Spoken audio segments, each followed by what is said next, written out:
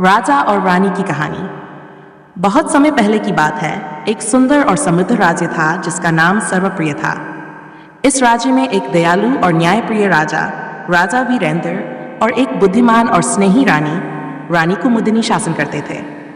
उनका राज्य खुशहाल और समृद्ध था और लोग उन्हें बहुत पसंद करते थे।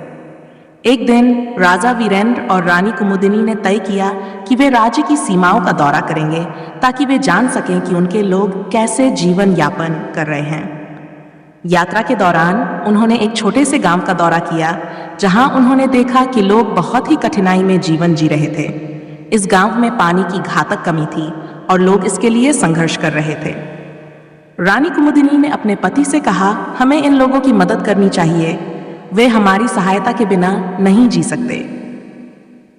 राजा वीरेंद्र ने सहमति दी और उन्होंने अपनी योजना बनाई। राजा और रानी ने गांव में एक विशाल जलाशय का निर्माण कराने का आदेश दिया। इसके लिए उन्होंने अपनी पूरी सेना और श्रमिकों को काम पर लगाया। कुछ महीनों की मेहनत के बाद जलाशय तैयार हुआ और गांव में पानी की समस्या का समाधान हो गया। लोग खुश हो गए और राजा और रानी की प्रशंसा करने लगे। इस बीच राजा वीरेंद्र और रानी कुमुदिनी की स्नेहपूर्ण और समझदार शासन ने राज्य में शांति और समृद्धि लाई। लेकिन एक दिन एक कठिन चुनौती सामने आई। एक पड़ोसी राज्य दुर्गानगर ने सर्वप्रिय पर आक्रमण करने की योजना बनाई। राजा वीरेंद्र को इस खतरे का पता चला और उन्होंने अपनी सेना को तैयार रहने का आदेश दिया।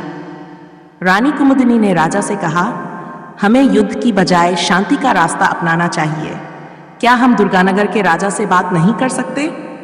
राजा वीरेंद्र ने रानी की बात मानी और शांति के लिए एक प्रस्ताव भेजा। दुर्गानगर के राजा, राजा बलराज, ने प्रस्ताव स्वीकार कर लिया और दोनों राज्यों के बीच शांति का समझौता हुआ।